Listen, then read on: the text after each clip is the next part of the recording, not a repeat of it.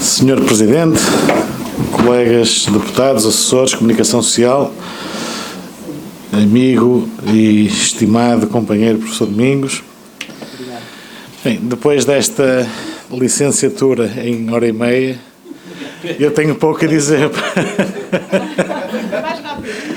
professor Domingos conseguiu dar aqui uma aula de introdução à economia, macroeconomia avançada, complementos de análise económica. Bem, está aqui tudo. E eu queria falar um bocadinho da TAP, já não vou. Não, mentira. Bom, a TAP naturalmente, que é um dos pontos que eu gostava de falar, mas não só. Além da TAP, as restantes 86 empresas públicas que são verdadeiros sorvedores de dinheiro público. Basta dizer que nós temos 87 empresas públicas de grande dimensão e que destas 87 que são geridas pelo Estado, 32 estão em falência técnica, com necessidades de reforço de capital constante pelo acionista, que é o Estado. Em suma, são os contribuintes. Estas empresas têm investimentos avultados, tanto em termos de capital próprio, como de passivo, como de ativo. Estamos a falar que isto custa ao Estado, em média, 61 mil milhões de euros. Entre TAP, Infraestruturas de Portugal, EFASEC, os hospitais, EPE, o Metro de Lisboa, a Parvalorem, que foi um bicho criado para gerir os ativos tóxicos do BPN e que tem levado uma fortuna aos nossos contribuintes e que veio já, inclusive, o Governo levar um puxão de orelhas do Conselho de Finanças Públicas, tendo alertado para os riscos associados à autonomia financeira das empresas e a pesada fatura que elas têm nas contas do Estado. Dito isto, importa dizer o seguinte: estas empresas absorvem e muito, o que é produzido internamente.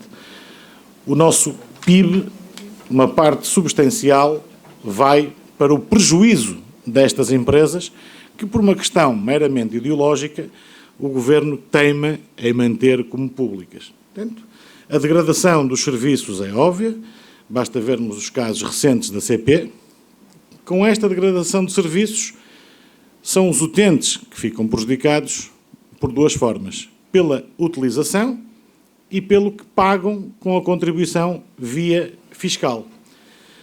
A acrescer a isto, e mudando um bocadinho de assunto para tentar ser rápido, a acrescer a isto temos a questão da dívida pública. De 2021 até final de 2022, o Governo decidiu abater 11,5 pontos percentuais à dívida pública. Estamos a falar aproximadamente de 215 mil milhões de euros. Naturalmente que passar por uma dívida pública muito próxima do PIB é o que qualquer país pretende fazê-lo. E nós, sendo um dos piores, penso que ainda estamos em 12º, como o pior país em termos de dívida pública mundial, nós temos essa obrigatoriedade de diminuir a dívida pública, ganhar a confiança dos mercados internacionais e, ao mesmo tempo, conseguir equilibrar as finanças públicas. Mas não era agora que o Governo tinha que o fazer. Era expectável esta subida desenfreada das taxas de juros. Vão chegar a cerca de 4% este ano, com um impacto gritante nas famílias. A crescer a inflação, que terminou o ano muito próximo dos 10% e começou o ano com 8,7%. E as melhores perspectivas dizem que vamos terminar 2023 em 5,7%. Ora, vejamos, 5,7% de taxa de inflação, que é uma perspectiva otimista, com as taxas de juros de referência do BCE em 4% e com um aumento de salários de 1%. Portanto, temos aumentos de 10% na dívida e no que contribui para a despesa dos contribuintes. E um aumento de 1% de salário. Naturalmente que o resultado não vai ser bom, o endividamento das famílias vai ser constante, a dificuldade das famílias conseguirem cumprir com as suas obrigações vai ser crescente, muitos vão ter que entregar a casa, muitos vão ter dificuldade, como disse o nosso Presidente ontem, e vão ter que optar por ou meter comida na mesa ou pagar a medicação que precisam. Portanto, o cenário de degradação económica e financeira do país é esta que nós assistimos, e isto tem um impacto na confiança também do setor financeiro. Basta vermos que, desde o início da década de 80, esta foi a maior queda nos depósitos bancários. As pessoas não têm capacidade de poupança, as pessoas não têm confiança no sistema financeiro e, naturalmente, que quem ganha com isto é o Estado, por via dos certificados de aforro. As pessoas deixam de poupar na banca tradicional, mas quem tem muito compra a dívida pública portuguesa, compra as obrigações do Estado português e investe, naturalmente, em certificados de aforro. Mas isso, da parte da tarde, o Sr. Professor Domingos ainda nos pode dar mais umas explicações durante a visita sobre esta matéria. Acho que todos queremos ouvir. Portanto, o que eu vos queria transmitir é que isto não é bom. A inflação está alta, vai continuar alta, com um ligeiro abrandamento. As taxas de juros do BCE vão continuar a subir. Isso é uma promessa do Banco Central Europeu, que vão continuar a subir.